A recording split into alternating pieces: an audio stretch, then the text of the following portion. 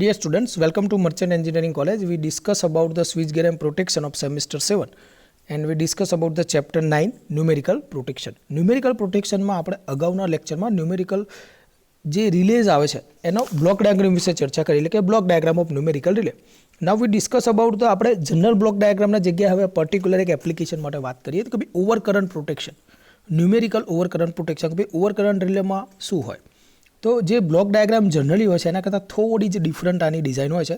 Means કે આપણે over current છે તો અહીંયા આપણે પીટી નહીં લઈએ કારણ કે હવે પોટેન્શિયલ ટ્રાન્સફોર્મર એટલે કે વોલ્ટેજની જરૂર નથી આપણે અહીંયા. તો આપણે ખાલી જે પણ સિગ્નલ આપણે જોઈએ છે પાવર સિસ્ટમમાંથી ઓનલી સીટી લગાવીને આપણે લઈ લઈશું. ઓકે, એટલે કે આગળનો જે ક્વેશ્ચન છે મોસ્ટ આઈએમપી છે, ક્યાંક આ ક્વેશ્ચન પૂછાઈ શકે છે તો પણ ચર્ચા કરી લઈએ. તો વાત કરશું સૌથી પહેલાં આ બધા બ્લોકની.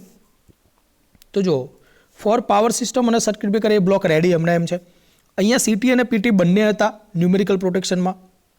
એની જગ્યાએ હવે ઓવરકરન્ટ પ્રોટેક્શન પર્ટિક્યુલર લઈએ છીએ તો અહીંયા એકલું સીટી આવશે.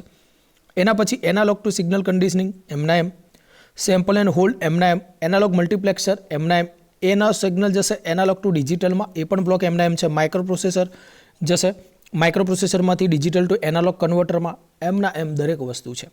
સૌથી પહેલાં ચર્ચા કરીએ પાવર સિસ્ટમમાંથી. સૌથી પહેલાં આપણે સપ્લાય લઈશું. ઓકે, મીન્સ કે એ ડેટા લેશે તો સીટી દ્વારા આપણે કરંટ સિગ્નલ લઈએ. એ કરંટ સિગ્નલ આપણે લઈ જઈશું એનાલોગ સિગ્નલ કન્ડિશનિંગની અંદર કે જે કોઈ બી ફિલ્ટર્સ વગેરે હશે એની અંદર કોઈ બી અનવોન્ટેડ ફ્રીક્વન્સી કમ્પોનન્ટ હશે દૂર કરશું. એના પછી lots of samples A sample and hold સર્કિટમાં આવશે અને એમાંથી કોઈ એક સેમ્પલ આપણું એનાલોગ મલ્ટીપ્લેક્સરની અંદરથી કોઈ પણ એક સેમ્પલ બહાર નીકળશે અને એ જે સેમ્પલ છે એને મારે ડિજિટલ ફોર્મમાં લાવવું પડે માઇક્રો પ્રોસેસરને આપતા પહેલાં. તો એનાલોગ મલ્ટીપ્લેક્સરમાંથી આવશે એનાલોગ ટુ ડિજિટલ કન્વર્ટરમાં.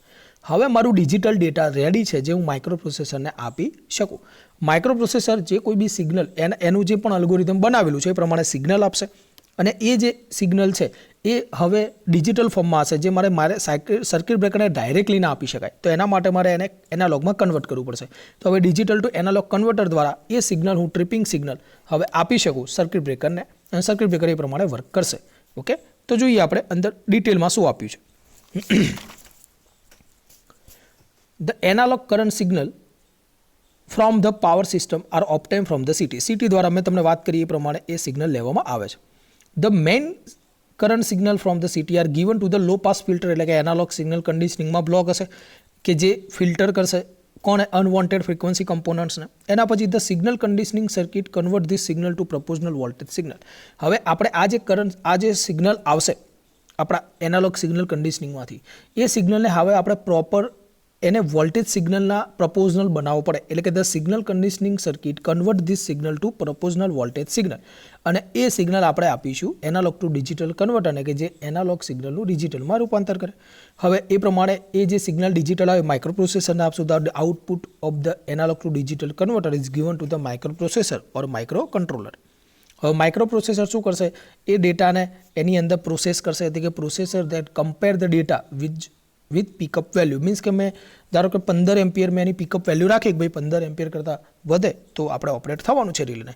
તો એ પિકઅપ વેલ્યુ 15 એમ્પિયર છે એના સાથે જે કોઈ બી સિગ્નલ આવ્યો છે 5 એમ્પિયરનો હોય 10 એમ્પિયરનો હોય કે 20 એમ્પિયરનો એને પિકઅપ વેલ્યુ સાથે કમ્પેર કરશે. હવે જે મારો સિગ્નલ આવ્યો છે એ મારી પિકઅપ વેલ્યુ કરતાં વધારે હશે તો પછી માઇક્રો પ્રોસેસર સિગ્નલ આપશે આગળ ટ્રિપ સર્કિટને. એટલે કે if the input is greater than the pickup value the microprocessor send trip signal to circuit breaker and the trip signal is in a digital form. હવે trip signal microprocessor આપે છે તો એ digital ફોર્મમાં હશે. હવે આપણે એ આપી નહીં શકીએ સર્કિટ બ્રેકરને તો એના માટે શું કરવું પડશે ડિજિટલ ટુ એનાલોગ કન્વર્ટર કરવું પડશે અને એ ટ્રિપિંગ એનાલોગ સિગ્નલ આપણે સર્કિટ બ્રેકરને આપીશું. તો મિત્રો અગાઉના જે લેક્ચરમાં આપણે ચર્ચા હતી સેમ ચર્ચા હતી. ઓકે, પણ અહીંયા ખાલી આપણે ન્યુમેરિકલ ઓવરકરન્ટ પ્રોટેક્શન એટલે કે પર્ટિક્યુલર આપણે સીટીની વાત કરી. અહીંયા બીજી એક વાત કરી કે એ સિગ્નલને મારે વોલ્ટેજ ફોર્મમાં ફેરવવો પડે. તો એવું હોય છે કે જે કોઈ બી આપણા જે માઇક્રો પ્રોસેસર્સને હોય એ દરેક સિગ્નલનું એક્સેપ્ટેશન નથી કરતા. કોઈ પણ એક સિગ્નલના ફોર્મમાં એટલે આપણે એને વોલ્ટેજ ફોર્મમાં કમ્પેર કરીએ. અહીંયા આપણને જસ્ટ ઓવરવ્યૂ આપેલો છે ન્યુમેરિકલ રિલેનો. એકચ્યુઅલી આટલી નાની થિયરીમાં પતી ના જાય. ઓકે, પણ આપણને અહીંયા ખાલી બેઝિક બ્લોક વસ્તુ જ સમજાવવામાં આવી છે એટલા માટે આપણે આ બધી ચર્ચા કરી રહ્યા છે. ઓકે, તો મિત્રો આજના લેક્ચરમાં અહીંયા સુધી. નેક્સ્ટ લેક્ચરમાં ફરી મળીએ. Thank you.